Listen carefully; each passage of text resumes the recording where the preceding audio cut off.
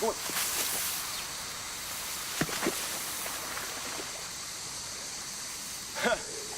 They don't call me the crocodile man for nothing. You think this guy's dangerous? You should see what I've got in me shed.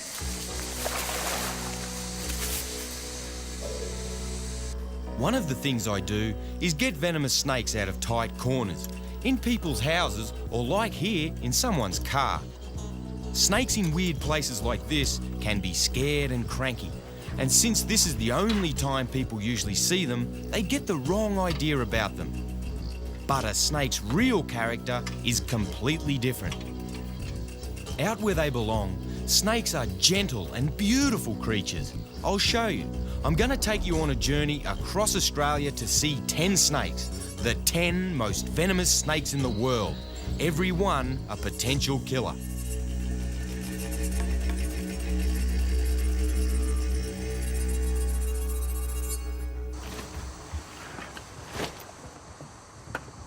I'm Steve Irwin, and I know a thing or two about snakes. I was raised with them. My father founded the Queensland Reptile and Fauna Park near Brisbane. Now I run the park, but today I'm off on an adventure. It's the trip of a lifetime to track down the world's 10 most venomous snakes. Fortunately, they all live here in Australia. Why this country has such lethal snakes, nobody's sure. It could even be an evolutionary accident, but by crikey, it sure makes my life interesting. This trip's gonna be great.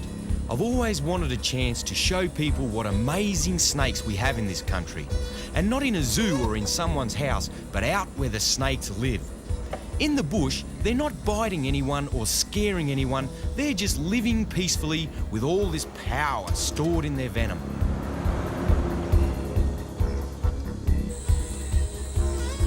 We've still got a long way to go before we find our first venomous snake, but I've got to show you this.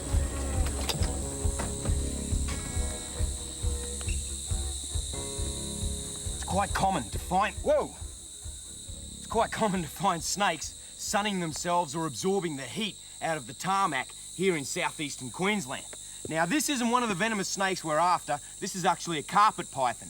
Now, although it doesn't possess any venom, it's still got quite... Whoa! Still got quite a hefty bite. Now, when I try and touch it, it's retaliating by trying to bite me. I think it's very important that I just shift him off the road because snakes get clobbered all the time. He's a beauty. This python doesn't know how lucky it is to meet a snake lover like myself. A lot of drivers out here will swerve to run over a snake.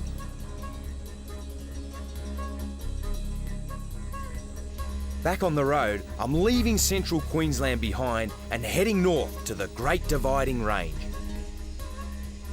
And that's just for starters. I've got thousands of miles of hard travelling ahead of me.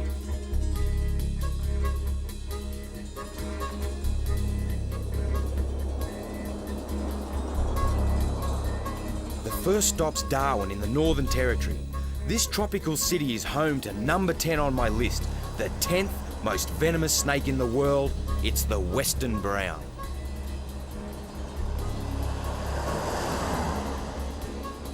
Right in the city centre, there's very little habitat for snakes.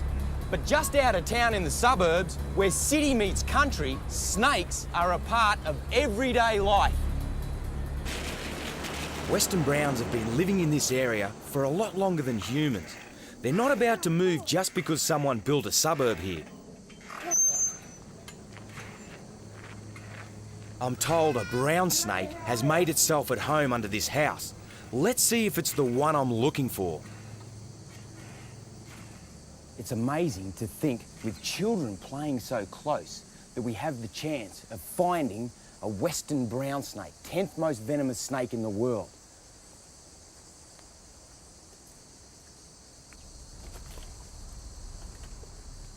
Up here in the hot, tropical north, the sun is very intense.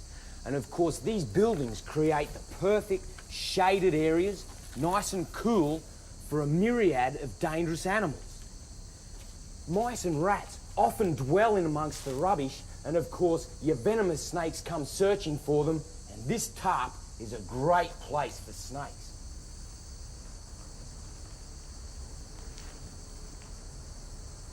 Well, this is the first snake on our list, and I never expected to have such a close encounter. Very important I don't breathe on it or move suddenly, because this is a western brown. Real healthy looking one too. They're quite a volatile, dangerous snake, and in this confined area underneath a house, let alone in close proximity, he's best left alone.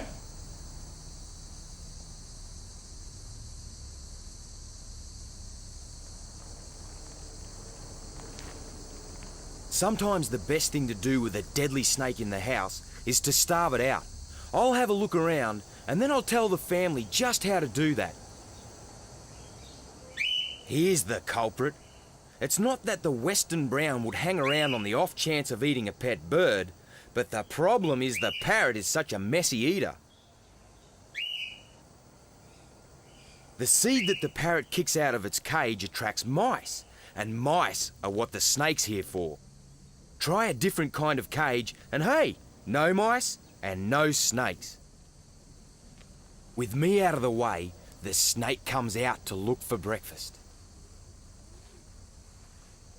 Mice find their food by sniffing the air.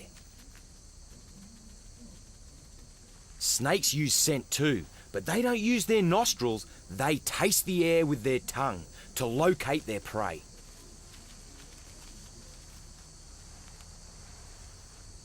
No feet means no footsteps. Mice can hear very well, but they still won't know about the snake until it's too late. The tongue flicks, tracking the mouse long distance, and the mouse is as good as dead already.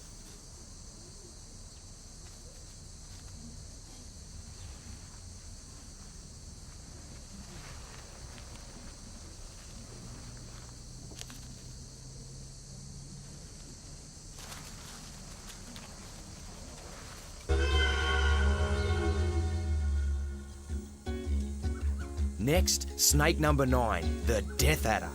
To find this one, it's back into Queensland. We've got to get out into the real bush. This piece of wilderness is known as Robinson's Gorge. It's made up of forests and steep cliffs. Over millions of years, wind and water have carved the sandstone into caves and overhangs. Perfect for animals such as rock wallabies.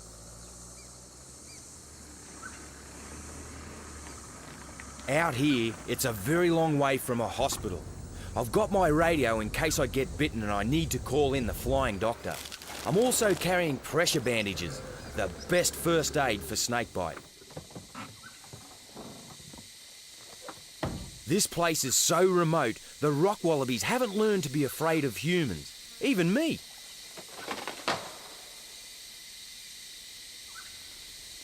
Creeping around these cliffs takes a fair amount of skill. It's not quite as easy as crawling under houses. Death adders usually live on the most inaccessible ledges.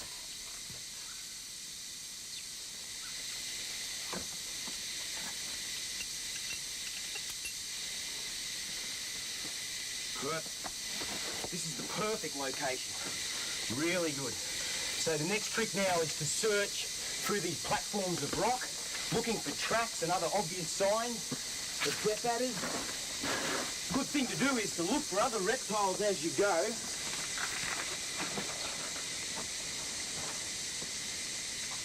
The sun's pretty hot right now, and there's probably some around here cooling off in the shade. Here we go, this is it.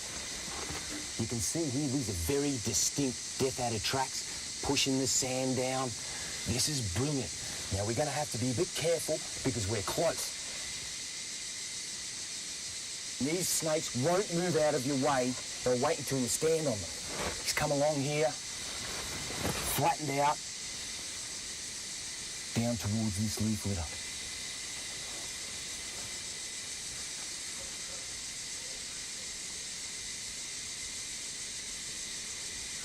There's one.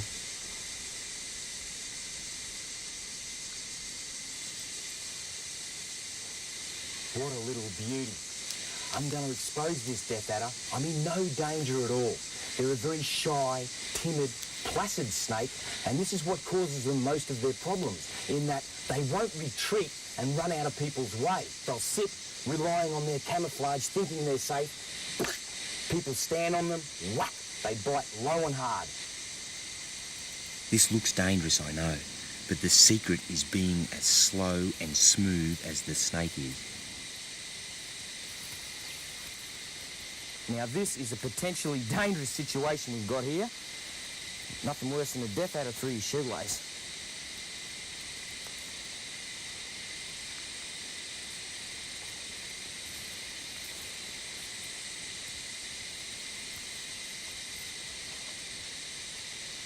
Have a look at this little beauty. Aren't they glorious? This is the death adder. Very short, stout body, quite a large, boofy head, triangular-shaped head.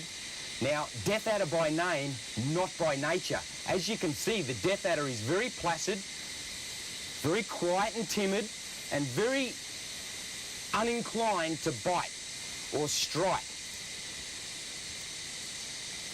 Just got to keep my fingers out of the way.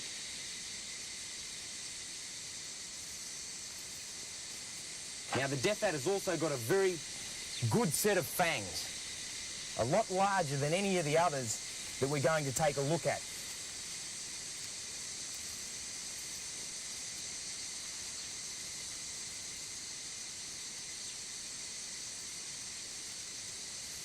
He's settled down nicely, straight back under his leaf litter.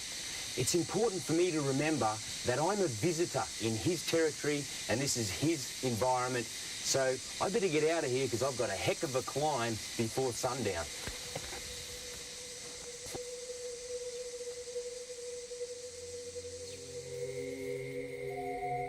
Cold-blooded animals tend to slow down at night unless they're like the death adder and hunt other cold-blooded animals. In that case, dusk can be the start of the working day. But the death adder doesn't exert itself too much. It's an ambush predator. It uses the end of its tail as a lure. The rest of the snake stays completely still while the tail sticks up and wriggles like a worm. Along comes a skink, sees the worm, sneaks up on it,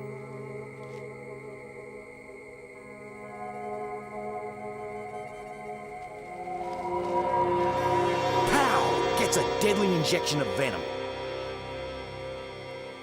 It's a huge overdose, a lot more than is needed to kill one skink. But the death adder doesn't strike very often. It won't need another meal for 3 or 4 weeks.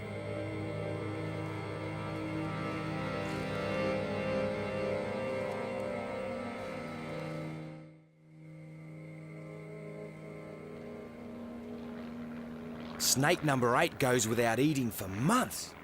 The giant black tiger is found on Mount Chapel Island, just off the coast of Tasmania. Aboriginals used to call this the moving island because it heaves with 6-foot-long snakes.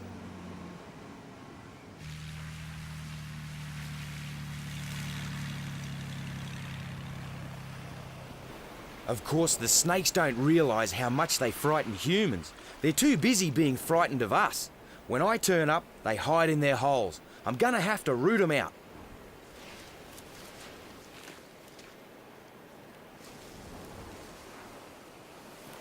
This island is absolutely riddled with burrows. Now here's a relatively fresh one. Just have a little look down in here. Oh! The holes are actually dug by birds, mutton birds. They were named by local people for the way they taste. Masses of them breed here every summer, and their chicks provide enough food for the snakes. The chicks take a couple of months to grow their feathers and fly away. After that, the snakes don't eat for 10 months until the next mutton bird season.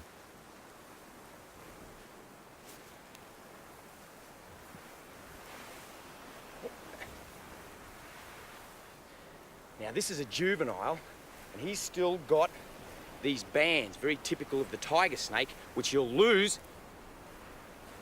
as he reaches adulthood. And you can see how nippy he is. A little bit naughty. Whoa, now, check this out. here's the difference. This place crawls with snakes. Have a look at this one. This is an adult. Very large. Probably got a mutton bird in his belly there. And he's lost all those bands and his solid black colour. And he's a beauty. Now, unlike that smaller one, he'd have no natural predators.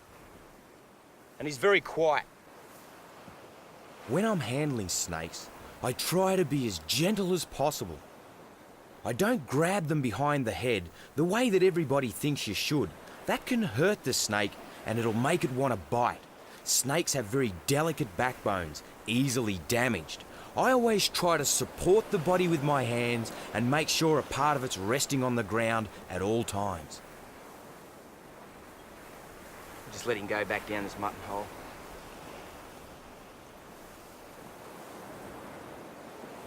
Then I'd better be off. No time to hang around on this trip.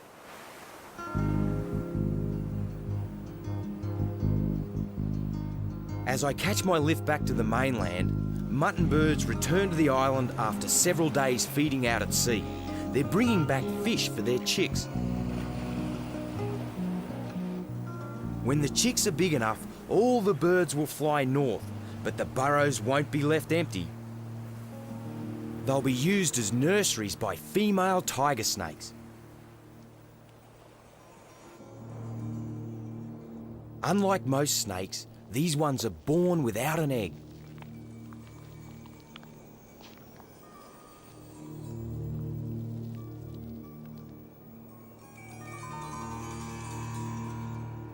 The babies come out fully formed. They're completely independent and armed with the world's 8th strongest venom.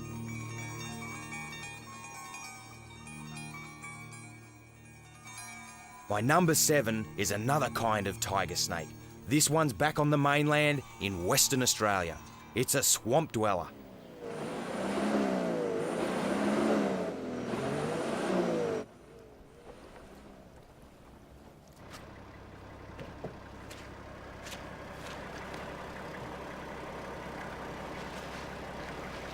Have a look at this stuff. Primeval ooze. Whoa, doesn't smell real crash hot, but it's absolutely chock-a-block with nutrients. And of course, the insect life that lives in it and on it is prolific. And as far as the snakes are concerned, insects are good for one thing: keeping the frogs fed, fat and ready for eating.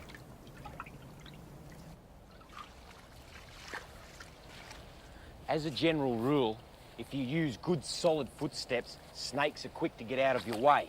Now, I've been very stealthy, very tender with my feet, and the reason being there's a snake in here.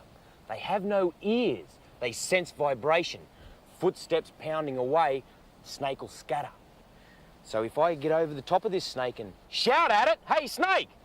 it won't react. It can't hear me.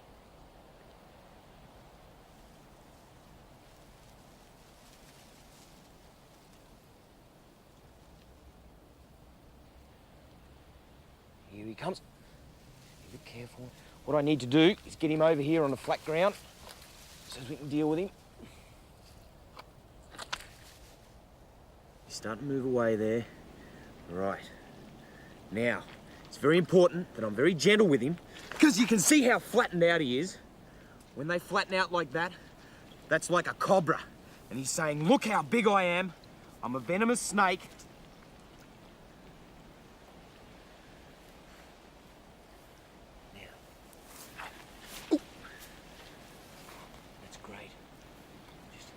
Be careful. Try and get in and get his tail. Back here, mate. Hey. Keeps covering his tail up nicely. Very hard to get them when they're like that. Oh! You're a grumpy snake. He's a little bit cranky. Now wait. Wow, too close. That was too close. Nearly picked me up on the nose. Getting bitten on the face is really hard because you can't get a pressure bandage on it. This snake is particularly aggressive.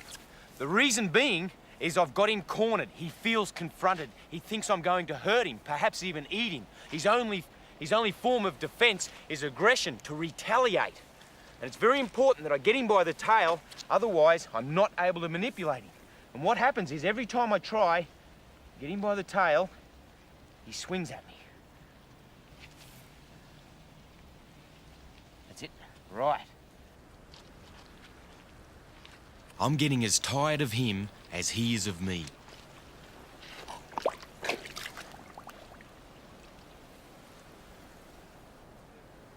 I may have given this western tiger a bit of a fright, but he soon recovers and starts looking for frogs again.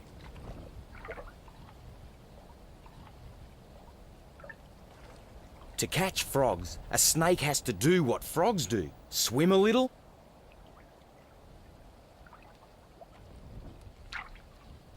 and climb a little.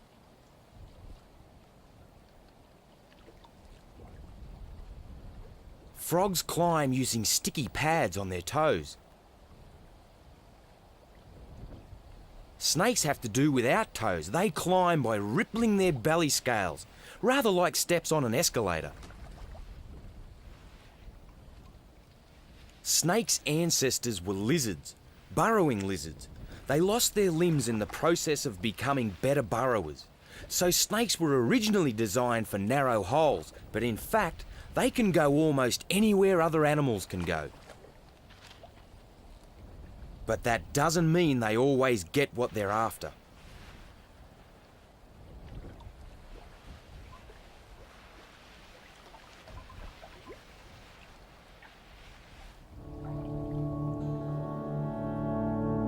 For snake number 6, I'm at the Great Barrier Reef.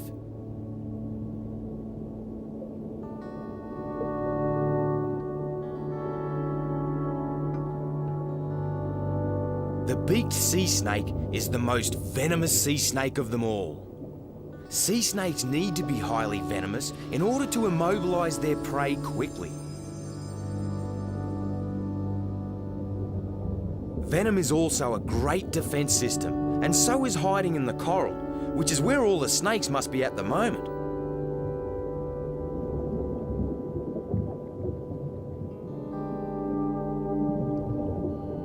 Well, here's one at last, but it's not a beaked, it's an olive sea snake. Its tail is sensitive to light. It senses potential predators like me by detecting their shadow.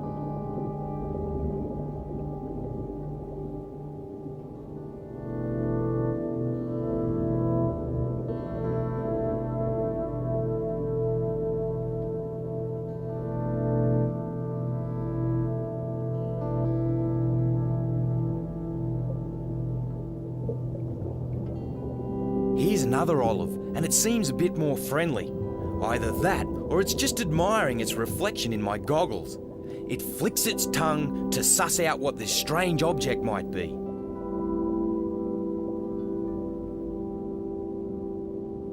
But it soon loses interest when it realizes I'm not another sea snake.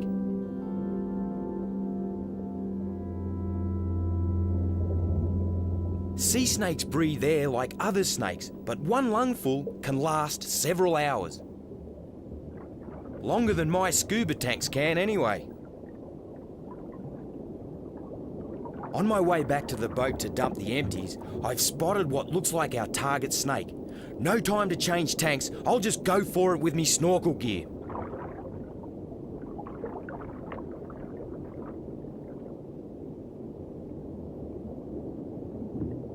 Nah, it's not a beaked.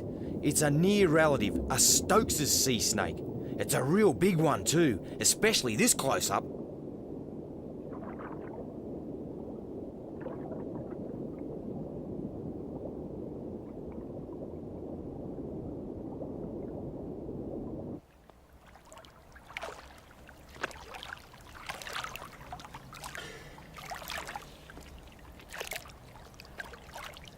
Glorious sea snake.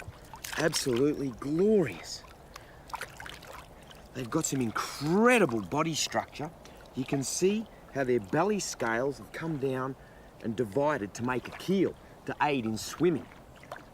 Cute head. And they feel just like a snake, not slimy like an eel or a fish. And if we have a look down at the tail, you can see it's very flattened, almost paddle-like.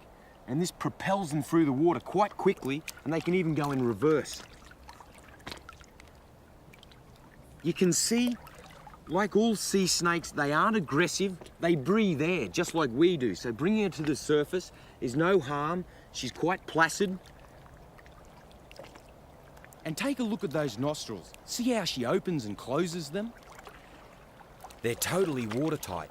Let's just let her go and see what she does.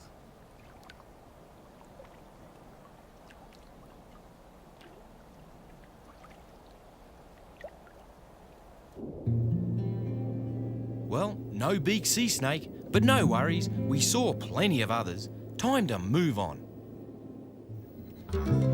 Number 5, and I'm back out to sea again for this one, near Reesby Island off South Australia. I'm after another kind of tiger snake, but even more lethal than the ones we've seen so far.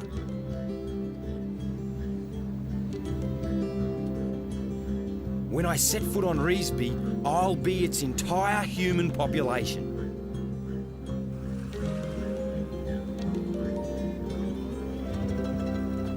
There's plenty of wildlife here though, including lots and lots of deadly snakes.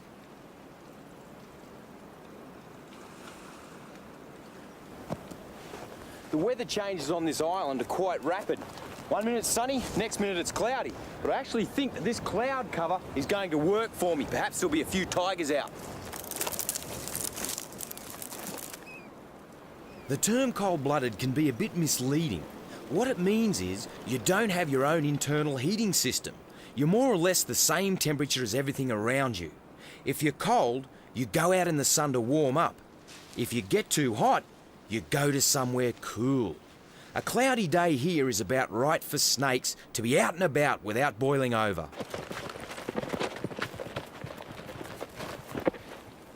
Whoa, what a little ripper. Have a look at this one, isn't she gorgeous? Now I can tell this is a female, and she's in really good condition. Now she's also gravid, which is a pregnant state in a snake. You can see she's got a lump that starts about here and goes all the way up her tummy. And she's gorgeous, very placid. Have a look on her body underneath the scales. Those little jiggers there, they're ticks. They're an external parasite and they feed on blood in the snake. A lot of Australian animals carry ticks and they don't present too much of a problem. She's so gorgeous, and given that she's pregnant, I'll just let her go. When I leave to catch my boat, the snakes are left with just their everyday irritations. The ticks, for instance. Normally snakes just have to put up with these tiny bloodsuckers, but several times a year they offload them along with their own skin. First they loosen the bit around the head, and the rest follows.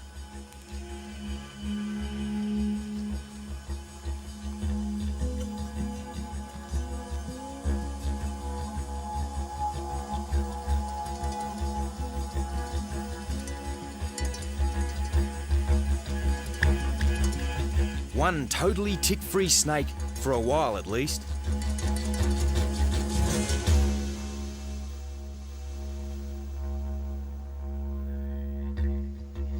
To find snake number 4, we move from Desert Island to a completely different environment. But the snake we're after isn't so different from the last. It's yet another kind of tiger snake, the eastern tiger, the deadliest tiger of all.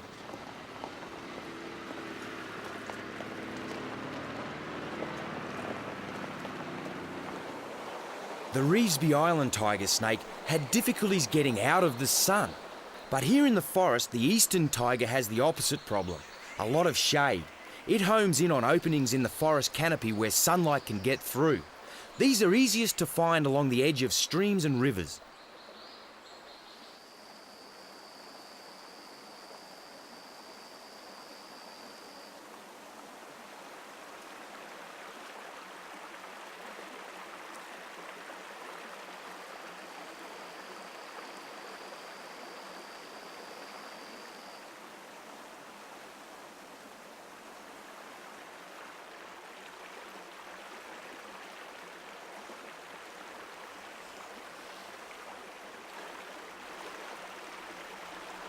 What a great example of how a snake if unmolested and left alone, is quick to get out of your way, not stand and strike.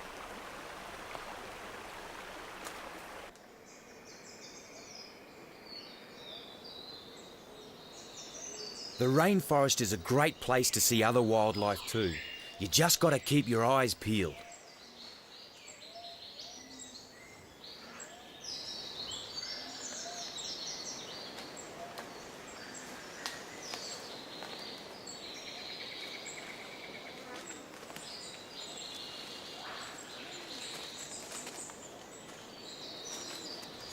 One creature you might see is this rainforest dragon.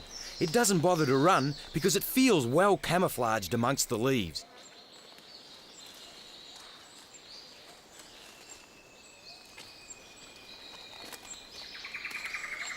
Snakes aren't so confident though. When they sense the vibrations of my footsteps, they take cover. I'll have to check out some of their hiding places.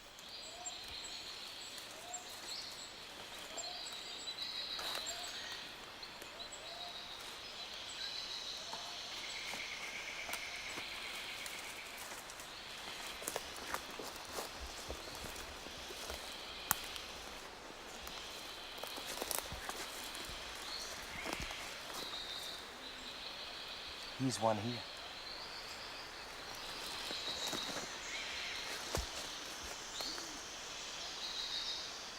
Good.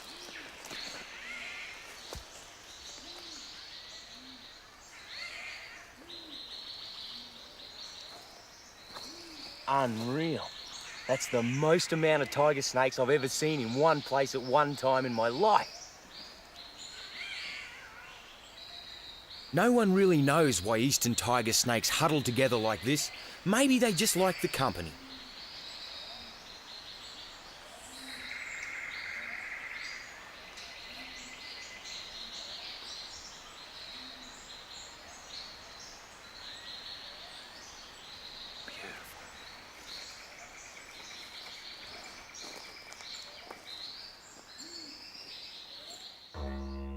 Well, we're down to snake number 3.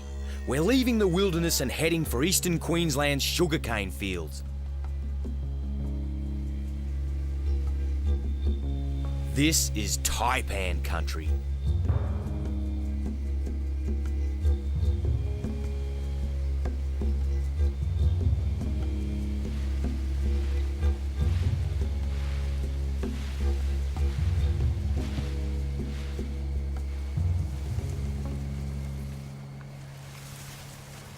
This cane field is littered with rat burrows, just like this one.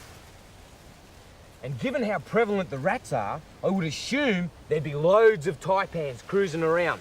But I'd say they're either down inside the rat burrows or somewhere where it's cool. Despite the fact the sun's gone down, it's still stinking hot. So I'll come back a little bit later on.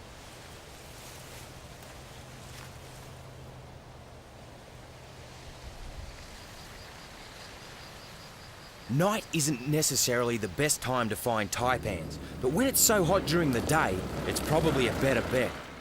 It's certainly when the rats are most active.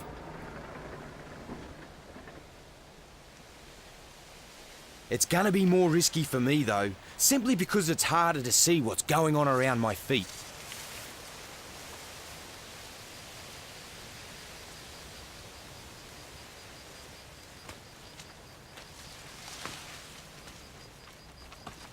Ooh, taipan.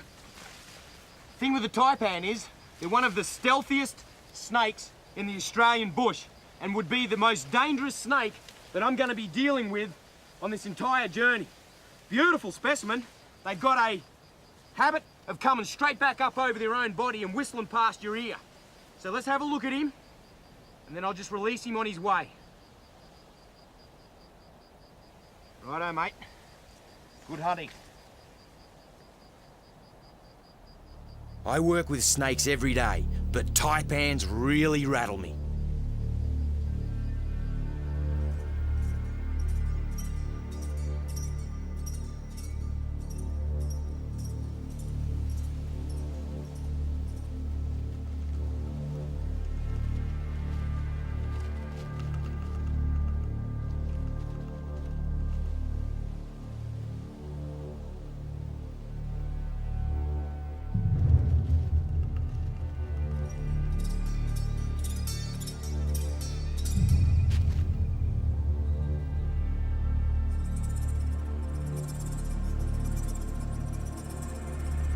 This gaping mouth must look pretty intimidating to a rat, but that's not the point.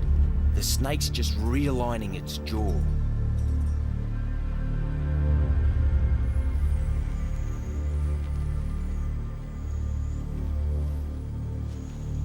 The rat's cover is soon blown wide open.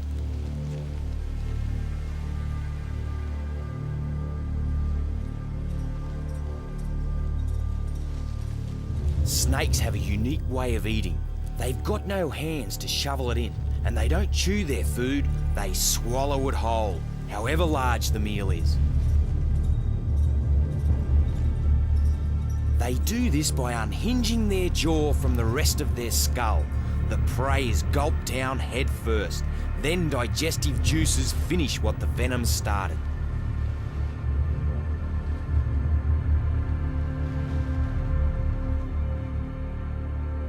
To see the second most venomous snake in the world, I'm going home to Brisbane, stopping off at the reptile park to say g'day to my animals.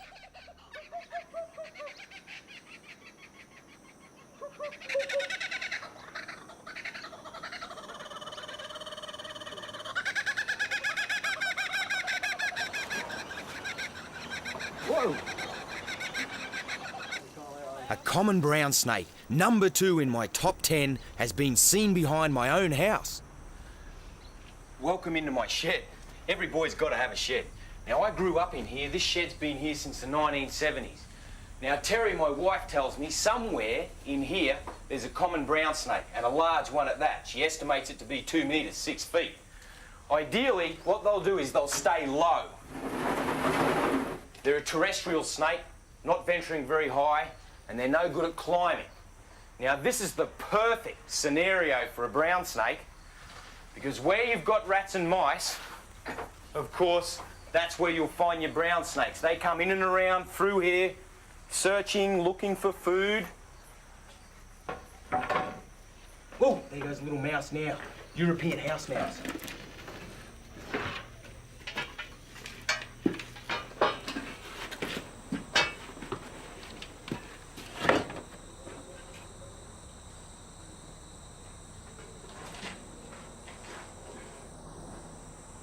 And there's the little beauty.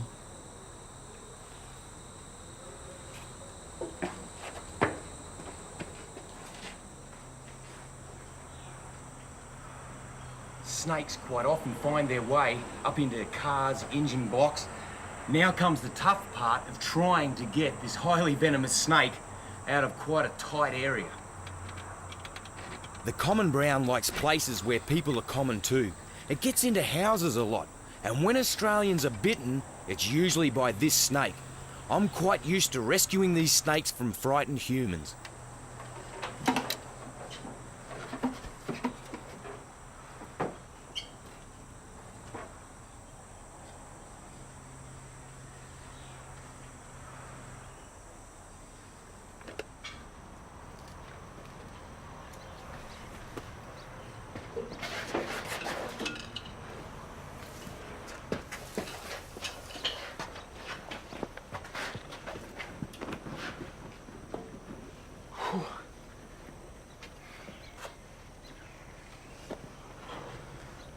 Wow, what an epic. Common brown in that kind of environment is certainly very dangerous.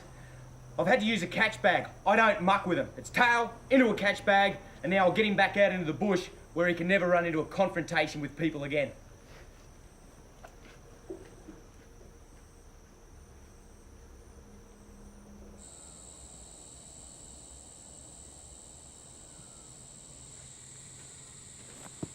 This is one of the greatest rewards for me, being able to release a potentially dangerous animal back out in the wilderness where he belongs.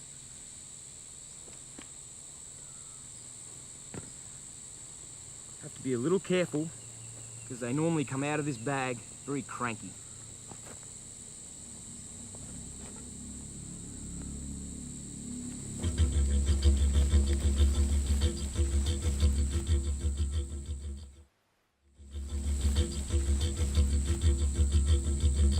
And now it's time to meet number 1. The snake at the top of my list, the most venomous snake on the face of the earth. And for this, I'm heading into the outback, to the back of the outback.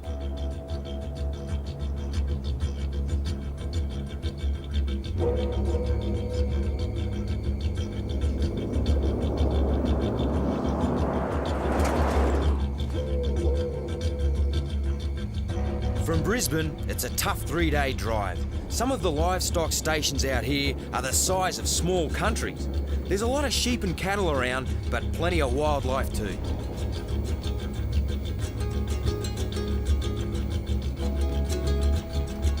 For this last encounter, I've brought along my best mate Wes.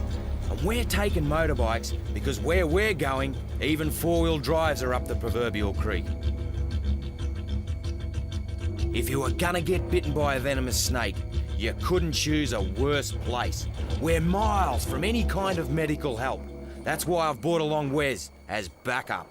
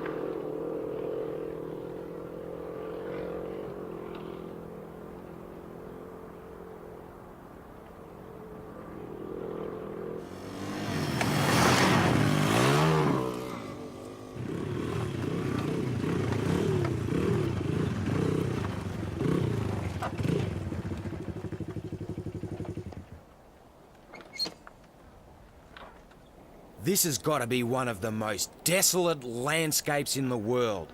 There's hardly anything out here except rats, flies, and fierce snakes. The most lethal snake on the planet.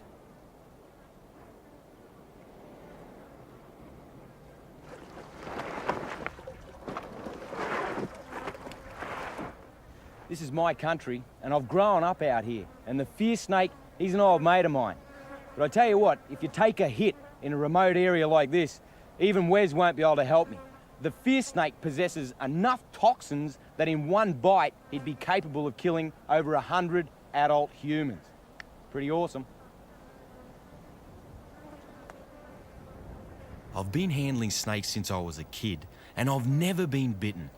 But that doesn't mean I'm not nervous. You've got to have respect for these deadly snakes, and when you're handling them, you can't let your mind wander.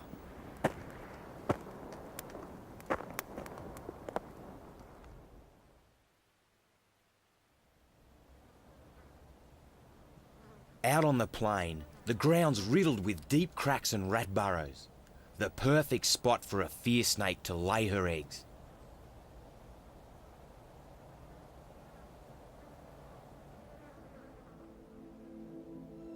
This clutch is just about to hatch.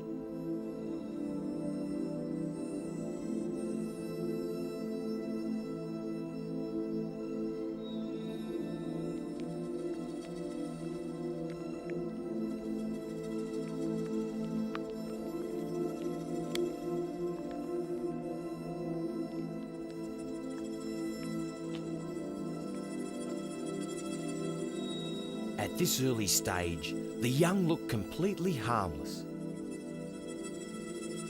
But appearances can be deceptive.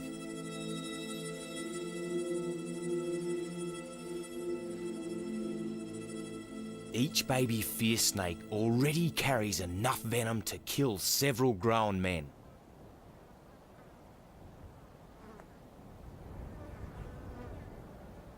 Certainly enough to knock us around.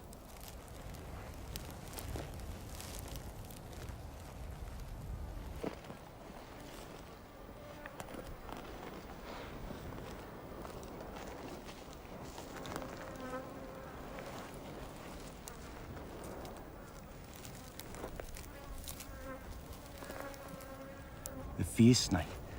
It looks pretty drab, brown sort of a snake. They vary in colour. Some of them are quite strikingly beautiful. This is a big one, up around 6 foot 2 metres. And what it's doing is it's just searching, probing the rat holes. Underneath the soil is like a subterranean labyrinth. Now, fierce by name, certainly not by nature.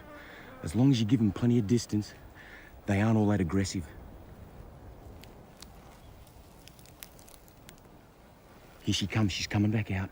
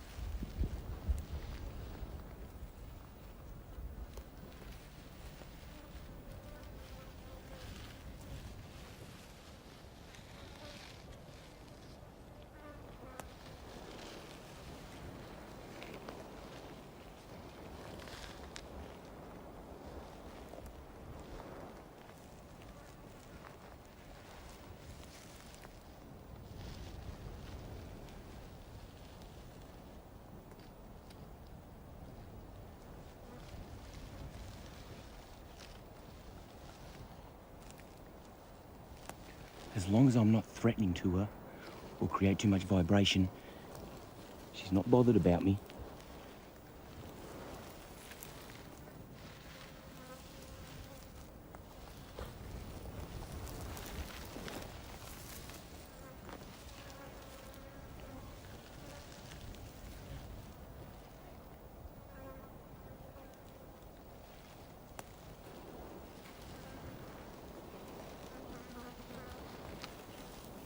Whew. Well, that hasn't happened to me before, or anybody else. Anybody alive, that is. Just think, the deadliest snake on Earth came up and gave me a lick.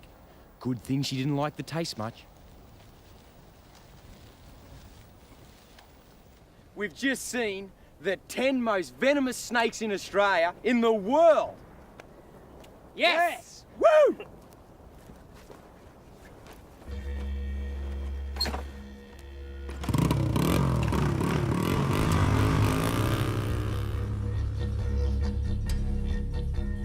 That was a wild adventure for me. I hope you've enjoyed it too. Snakes really are special, and there's a lot more to learn about them yet. But we'll need a little less fear and a lot more respect.